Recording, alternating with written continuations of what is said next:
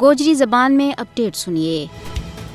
بھارتی ہندو انتہا پسند حکومت بھارت اور کشمیر میں مسلمانہ زخ پہنچان کو کوئی موقع اتھو نہیں جان دیتی، کیونکہ RSS کی پروردہ BJP حکومت کو مقصد ہی مسلمانہ ہر طرح نال کمزور کرنا ہے۔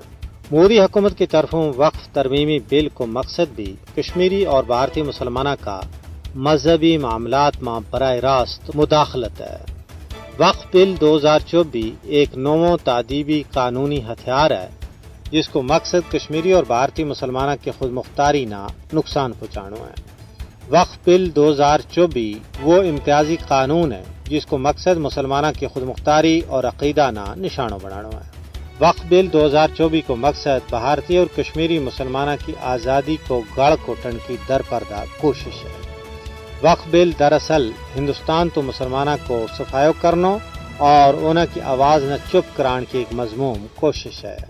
بھارت میں مسلمانہ کی صورتحال پر نظر رکھنے والا ماہرین کو کہنا ہے کہ یہ بل مسلمانہ کا مذہبی حقوق اور ثقافتی سالمیت نہ پامال کرنے کی مودی حکومت کی ایک تازہ ترین کوشش ہے، جس نال بھارتی مسلمانہ میں تشویش کی ایک لہر دوڑ گئی ہے، کیونکہ یہ بل مسلمانہ ور مذہبی دباؤ اور ادارہ جاتی کمزوری کو باعث بنے گی۔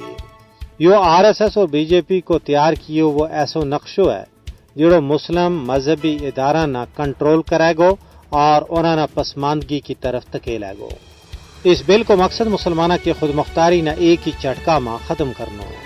کل جماعتی حریت کانفرنس کا سینئر رہنما میر وائز عمر فاروق اور نے کیوں ہے کہ بھارت کی طرفوں وقف قوانین میں تبدیلی پورا ہندوستان بالخصوص کشمیر میں مسلمانہ نہ کمزور کر دے گی۔ ضرورت اس امر کی ہے کہ انصاف پسند دنیا بھارت کا ان قاتل ہاتھاں نہ روکن میں اپنا عملی کردار ادا کرے۔